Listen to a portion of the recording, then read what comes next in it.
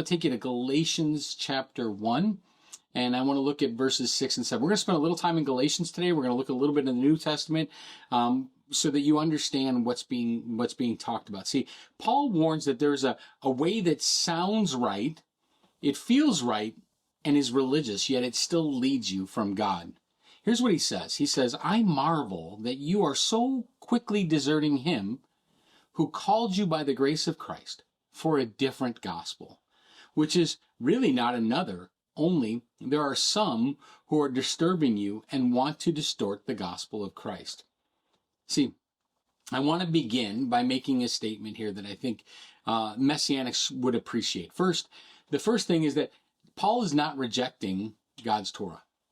He's not saying don't do the Torah, don't keep the Torah, don't guard the Torah.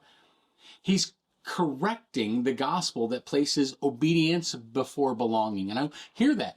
Obedience before belonging. It's out of order. And that's something that needs to be corrected. So what we learn here is that the true gospel invites us into the kingdom by grace through Christ. That's it.